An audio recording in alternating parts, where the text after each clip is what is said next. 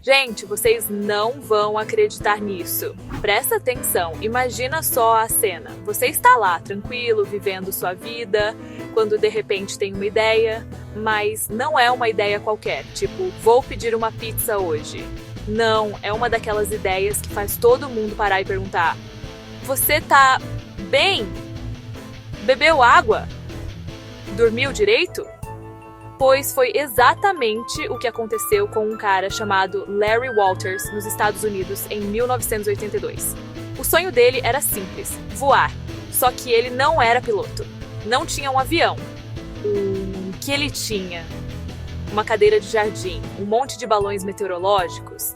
Larry, conhecido como Lawn Chair Larry, amarrou 42 balões gigantes na sua cadeira. Pegou sanduíches, uma latinha de refrigerante e uma espingarda de chumbinho para estourar os balões quando quisesse descer. O plano: subir uns 30 metros, flutuar pelo bairro, descer suavemente. Quando os amigos cortaram a corda, a cadeira não subiu 30 metros. Ela subiu como um foguete. Em poucos minutos, Larry estava a quase 5.000 metros de altura, no meio de uma rota de aviões comerciais. Imagina o piloto vendo isso pela janela? Hora de ligar para a torre de controle. O pânico bateu forte. Lá em cima, frio congelante, sem paraquedas. Se você achou a história do Larry maluca, espera para ouvir essa. A gente está falando de uma época sem internet, sem celular, onde as ideias mais doidas nasciam de puro e simples tédio. Conheçam Reggie Spears, atleta australiano, em 1964 em Londres, querendo voltar para a Austrália para o aniversário da filha. O problema? Ele estava completamente quebrado, sem um tostão no bolso para passagem. O que uma pessoa normal faria? Ligaria para a família, pediria dinheiro emprestado, talvez arrumasse um emprego temporário, mas o Red não era normal. Ele olhou para o serviço de frete aéreo e pensou: e se a ideia insana? Ele ia se enviar pelo correio. Isso mesmo, ele construiu uma caixa de madeira sob medida, posição fetal. Caixa grande o suficiente para respirar, pequena o suficiente para não levantar suspeitas. Colocou dentro latas de comida, uma garrafa de água, outra garrafa, vocês sabem. Declarou como carga de tinta plástica, convenceu um amigo a despachá-lo. Agora vamos para o nosso Brasil, porque aqui também tem muita história de gente que desafiou os limites do bom senso em nome de um sonho. E poucas são tão conhecidas e tão trágicas quanto a do padre Adelir de Carli, o padre do balão. Em 2008, esse padre de Paranaguá, no Paraná, decidiu que queria quebrar um recorde mundial, o de voo mais longo sustentado por balões de festa, aqueles de hélio. O objetivo dele não era só a fama, era também uma forma de arrecadar fundos para as obras pastorais da sua paróquia, um projeto para caminhoneiros. A intenção era nobre, mas a execução foi uma loucura. O plano era decolar de Paranaguá e voar até Dourados, no Mato Grosso do Sul, uma viagem de mais de 700 quilômetros.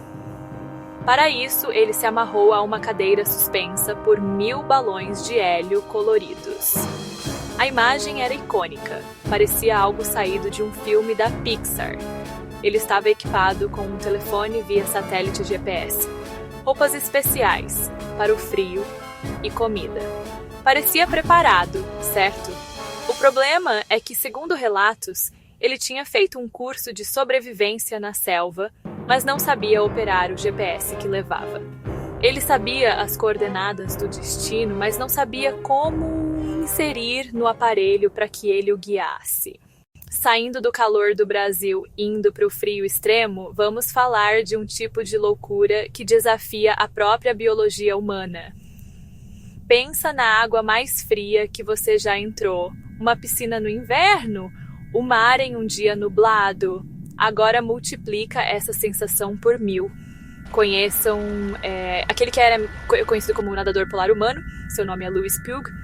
A especialidade dele não é nadar rápido ou por longas distâncias em condições normais.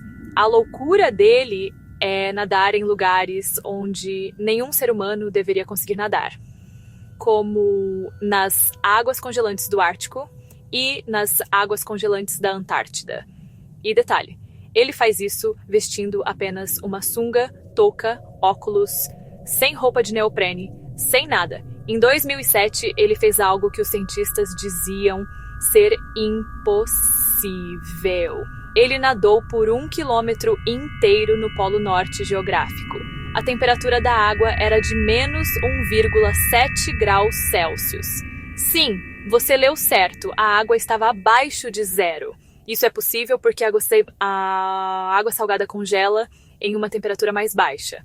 O corpo humano, em contato com essa temperatura, normalmente entra em hipotermia severa em questão de minutos. Agora, vamos sair das grandes expedições e entrar numa loucura mais caseira. Uma loucura que nasceu na internet e se espalhou como fogo, o desafio da canela. Quem aí lembra disso? Por volta de 2012, o YouTube foi inundado por vídeos de pessoas tentando engolir uma colher de sopa cheia de canela em pó em menos de 60 segundos sem beber água. Parece inofensivo, né? Afinal, é só canela. A gente usa para fazer bolo, para colocar no arroz doce. O que poderia dar errado? Bem, a resposta é tudo. Muita gente descobriu da pior maneira possível que essa brincadeira não tinha a menor graça. O problema é que a canela em pó é extremamente seca e não se dissolve na saliva. Quando alguém tenta engolir aquela quantidade toda de uma vez, o corpo reage instintivamente para se proteger. A primeira reação é uma tosse violenta que cria uma nuvem de pó marrom que viralizou nos vídeos. O engraçado, para quem assiste por aí, para quem está fazendo, o pânico começa. Porque, no final das contas, nenhuma quantidade de visualizações vale uma visita à sala de emergência de um hospital. Voltando para o nosso Brasil varonil, temos uma história que mistura coragem, esporte radical e um pouquinho daquela teimosia que só brasileiro tem. Vamos para o Rio de Janeiro. A Pedra da Gávea. É de lá que, por anos, uma figura icônica desafiou a gravidade e os próprios limites. Luiz Henrique Sabiá dos Santos, pioneiro do base jump no Brasil. Base jump. O atleta salta de pontos fixos, prédios, antenas, pontes, penhascos, usando um paraquedas. É o extremo do extremo. O Sabiá vivia isso. Era o estilo de vida dele. Ele via a Pedra da Gávea com mais de 800 metros, não como uma montanha para subir, mas como plataforma de lançamento para a liberdade. Tornou-se uma lenda, conhecido pela técnica e pela paixão pelo voo. Ele não saltava apenas, ele dançava no ar. Muitas vezes usava um wingsuit, aquele macacão com asas, transformando-o num homem-pássaro sobre o rio. Mas há um lado trágico. Em 2010, na Suíça, durante um treino, algo deu errado e ele morreu. Deixou um legado de coragem, viver no limite. A gente já viu gente fazendo loucura por aventura, por uma causa, pela fama na internet. Mas e por amor? Ou por aquele desejo de ter seu nome no livro dos recordes? As motivações humanas são complexas. Peguem o caso de Sridhar Tilal. Em 1952, adolescente, ele tomou uma decisão: nunca cortar as unhas da sua mão esquerda. Por quê? Tudo começou quando um professor o repreendeu por quebrar uma unha. Ele transformou aquilo em um desafio pessoal. A obsessão virou vida. Ele passou 66 anos sem cortar as unhas. Elas cresceram e se enrolaram em espirais enormes e frágeis. Imagina o trampo que era viver com isso. Dormir. Ele tinha que acordar a cada meia hora para mover a mão, com cuidado como era vestir-se ou abrir uma porta. O peso das unhas também causou danos permanentes nos nervos da sua mão, deixando-a inutilizada. Todo esse sacrifício foi para quê? Para entrar no Guinness World Records. E ele conseguiu! Em 2014, o comprimento total passava de 9 metros. Agora, vamos falar de outra motivação poderosa: o amor. Em uma vila remota na Índia, Dashrath Manji viveu uma história que virou filme. Sua esposa ficou gravemente ferida e morreu porque o hospital mais próximo ficava a mais de 55 quilômetros, contornando uma montanha. Devastado, Manji tomou uma decisão insana: abrir um caminho através da montanha, sozinho, armado apenas com um martelo e uma talhadeira. Depois de ouvir todas essas histórias de cadeiras de jardim voadoras, a homens quebrando montanhas, uma pergunta fica no ar: por quê? O que leva alguém a sair da zona de conforto, a arriscar a própria vida, a dedicar décadas a um objetivo que parece absurdo para os outros? A resposta não é simples e envolve psicologia, biologia e pura e simples personalidade. Nem todo mundo. Muitos preferem o conforto do sofá e a segurança da rotina. Mas existe uma parcela da população que é diferente. Psicólogos chamam isso de personalidade buscadora de sensações, ou sensation seeking. São pessoas que têm uma necessidade biológica por experiências novas, variadas, intensas. Elas têm uma tolerância maior ao risco, físico, social, financeiro. O cérebro dessas pessoas funciona de um jeito um pouco diferente. Quando elas se envolvem em atividades de alto risco, como saltar de um penhasco ou nadar em águas congelantes, o sistema de recompensa do cérebro libera uma quantidade enorme de dopamina, o neurotransmissor do prazer e da motivação. Para elas, a sensação de adrenalina não é assustadora, é viciante, é gratificante, é o que as faz se sentirem vivas. Mas não é só a química do cérebro. Existe também um componente psicológico profundo. Muitas dessas loucuras são uma forma de superar medos, de testar os próprios limites e de construir uma identidade. Quando Lewis Pugh mergulha na água gelada, ele não está apenas nadando, ele está provando para si mesmo e para o mundo que é capaz de suportar o insuportável. Chegamos ao final da nossa jornada por esse universo de feitos inacreditáveis. Vimos que as loucuras humanas vêm em todas as formas e tamanhos, desde a busca por um recorde bizarro, como ter as unhas mais longas do mundo, até atos de pura coragem e propósito, como nadar no Polo Norte para alertar sobre o aquecimento global.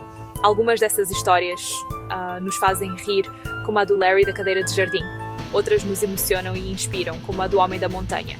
E algumas, como a do Padre do Loma Sexten, nos deixam um gosto amargo e um alerta sobre os perigos de um sonho sem o devido preparo.